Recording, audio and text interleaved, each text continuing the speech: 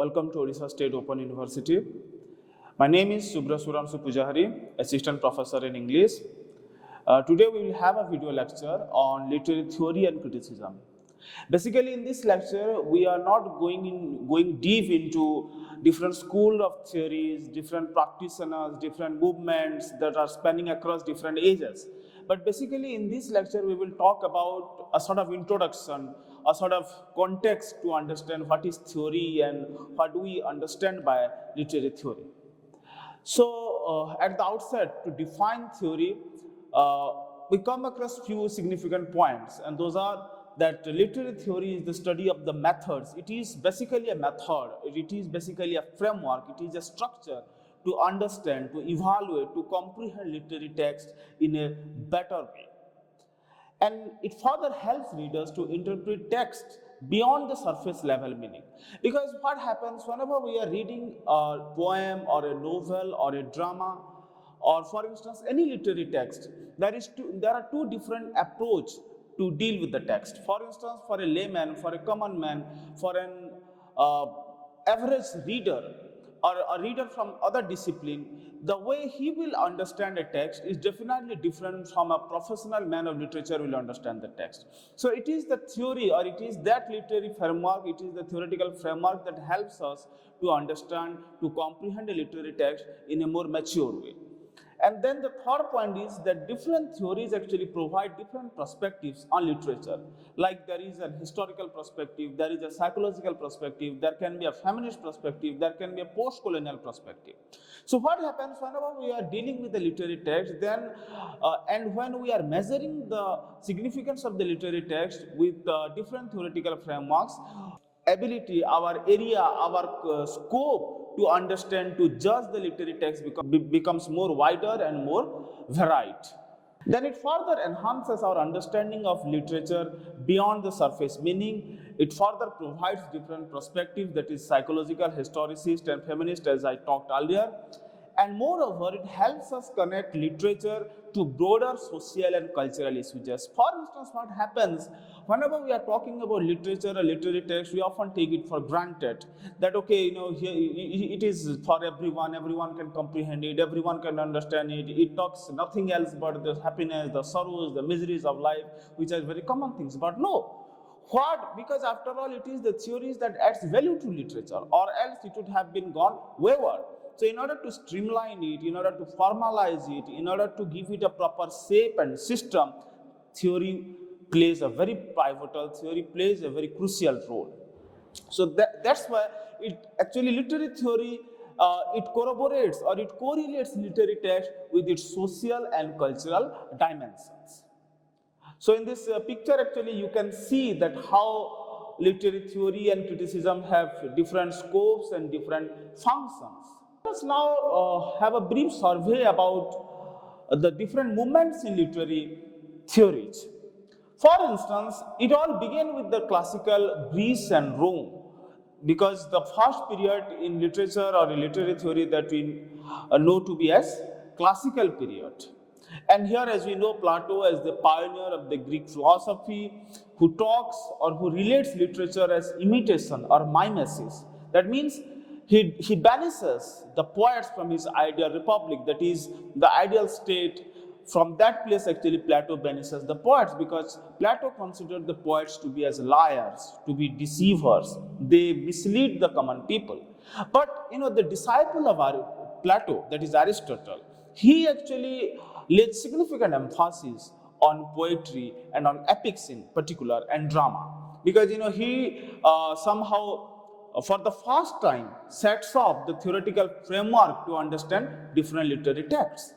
Then after the classical period, there is this medieval period that is from 5th century to 15th century. Here actually their primary motto was that literature analyzed through religious and moral perspectives. They were more concerned about the moral and the ethical dimension of literature.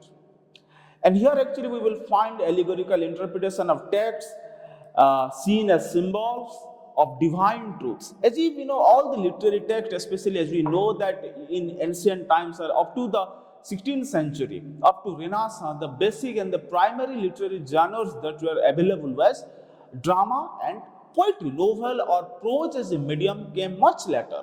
So the literary theorists of the medieval period also, they were more concerned about the religious and the moral dimensions of poetry and drama. And for instance, one of the major and one of the remarkable texts of the medieval period was Dante's Divine Comedy, and it was actually interpreted as a spiritual journey. It symbolizes a spiritual quest or a spiritual journey. Then comes the Renaissance to the 19th century theories. Renaissance, as we know, it started from later 15th century AD. Later 15 means the early 16th to 17th century. And as we also know that Renaissance primary emphasis was on humanism. And it focuses on individual experience and artistic expression. That means, it evaded or it eradicated all the dogmas, all the superstitions, all the malpractices, all the blind faiths that were there till the medieval period. As if, at that time, what happened till medieval period was that church played a very significant role. Church played a very crucial role in the formation of society, in the formation of the common people's beliefs. But with Renaissance, the scientific temperament arose, the literary temperament arose, human freedom came to a very significant place, and thus literature also tried to respond to it. Literature in this era actually viewed as a means of self-exploration and social critique. Then comes the Enlightenment period, that is the 18th century, means 1701 to 1800. Okay, and otherwise this period is also known as Neoclassicism, and its emphasis was on reason, logic, and decorum in literature. As we all know, the major practitioners of the neoclassical period were Alexander Pope, John Dryden, Samuel Johnson, Thomas Gray, Jonathan Swift, and all those writers actually, they laid significant emphasis on human reason, human intellect, that poetry and literature was not for common people. Common people could not access it, common people could not comprehend it. So their emphasis was on that literature as a form is only meant for the elite class people, only for the sophisticated people, only for the intellectual elites. Okay. And so in that time actually literature judged by universal principles of beauty and order. Beauty must have to be restored, order must have to be restored, and decorum must have to be restored in literary writings. Then comes the Victorian age or the 19th century, that is 1801 to 1900. And yes, prior to Victorian age, there was Romantic age. And Romanticism, as we all know, that it valued imagination, emotion, nature, common life, common people in common language. And Wordsworth, as we all know, is a major practitioner of the Romantic school of poetry.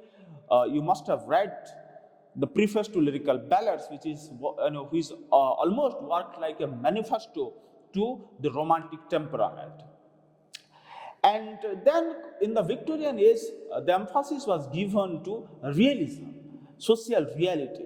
And social reality here implies all the evils, all the wrongs, all the miseries, all the loopholes, all the weaknesses of a society. And it is actually in the 19th century that Marxism or Marxist criticism was foregrounded. As we all know, the term Marxism came after the name of Karl Marx, who was a German philosopher. And Marxism actually, it puts emphasis on reflection of class struggles. On the one hand, there is this bourgeoisie, and on the other hand, there is the proletariat. Bourgeoisie means the wealthy class people, the haves and the have-nots. The wealthy class people and the poor class people. Okay. So how a cultural force, because after all, yes, literature is a part of a larger culture. Okay, so how literature as a cultural force is also affected by this class struggle, and how literature can play a very significant role in eliminating, in bridging of the gap between the bourgeoisie and the proletariat, otherwise the haves and the have-nots. Then comes the 20th century to contemporary age, the 20th and the 21st century. Early 20th century, we see the emergence of psychoanalysis, right? The movement of psychoanalysis is often pioneered by Sigmund Freud, as we know, that Freud's theory that literature reveals unconscious desires. Unconscious desires means what? It is all the unexpressed thing. It is all the hidden things. It is all the underneath things, the things that we don't speak, the things that we don't express, the things that we mostly love to be hide inside us. Okay, how literature could manifest it, how literature could unravel it, how literature could make it open, all the unconscious stores that are hidden within us. Okay, and again in the 20th century, there are another two major movements that are formalism and new criticism. And these two movements actually focus on the text itself. I mean, text as an end in itself, because generally what happens whenever we are talking about any theory, they immediately relates a literary text with the larger socio-cultural implications. But no, with the emergence of the formalist and the new critics, they say that, okay, literature has nothing to do with society or culture. It has an end in itself. A text can be well comprehended, a text can be well understood when we are taking it as an end. I mean, it doesn't have any social implications, it doesn't have any economic implications, it doesn't have any cultural implications. I mean, it has nothing to do with society in large. Okay. Then comes in the mid 20th century, means 1950 onwards, then emerged structuralism, right? With you must have heard the name of Ferdinand de Saussure, the Swiss linguistics, and it is often Saussure who is associated with structuralism, who talks greatly about the language in general. Okay, but again, structuralism is basically a framework where so many other theoretical schools also fit in. So structuralism actually means, it implies that meaning comes from language and cultural structures. So society, culture as such, it actually never exists. What exists? It only language, right? And again, it is Saussure who greatly emphasizes on the arbitrary relationship between the signifier and the signified. Signifier and the signified means what? Signifier means the symbols that we use. For instance, the color of an apple is red.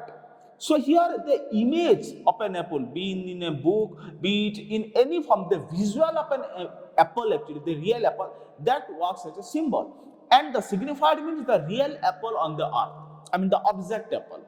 So how the relationship is established?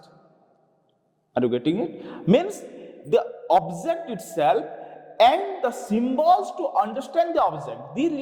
This relationship is very much haphazard, very much arbitrary, and very much chaotic. I mean, logic cannot prove it. Then where we cannot call an apple a mango, right? An apple is an apple. So this is how Saussure builds up the complex mechanism of language. Then comes post-structuralism and deconstruction. And these two movements actually challenges fixed meanings, because we often tend to define meaning in a very limited, in a very watertight compartment, as if meaning is not flexible. But post-structuralists and the deconstructionists actually they says that meaning in itself is a fluid thing. It is a very much a flexible thing, right? We just cannot delimit it. We just cannot define it that no, this is what it is. No, it is all flexible, it is all fluid, and it is all elastic. I mean, the elasticity of meaning is very much present every time. Then comes the feminist and gender studies in the 20th century. Also, obviously, it all began much prior to. Like, for instance, Jane Austen or Charlotte Bronte, if you read their novels, then also we will find the undertone of feminist resistance and feminist revolt in a way. But definitely, feminism as a separate theoretical school, it emerged in the 20th century. And it actually examines representation of women and gender issues, just that how problematic this entire issue of women and gender and sex is. Then comes post-colonial criticism. And what is post-colonial criticism? As we all know that In the 20th century, most of the countries actually got their independence from the empire, from the white empire, that was the British Empire. Okay, so the literature of those countries and how they reacted to partition, how they reacted to independence, and what was the real challenges for those newly emerging countries. So those literature and those thinkers could be well labeled as uh, post-colonialists. Okay, and then obviously there is another emerging theoretical school known as eco-criticism and queer theory, where actually literature's relationship with nature and LGBTQ perspectives is, uh, you know, it actually comes to the foreground.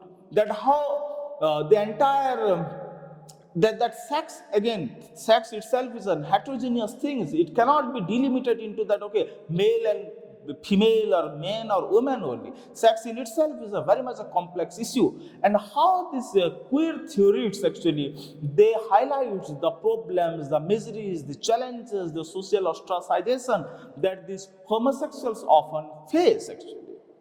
So this is how different theoretical schools have evolved, have come up with their own theoretical disciplines with different ages. So let us talk in brief that what are the key advantages of reading theories actually.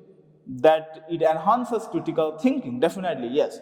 The ability to think, to ponder, to cogitate over a particular aspect of life, it is enhanced, it is further nurtured by different theoretical schools.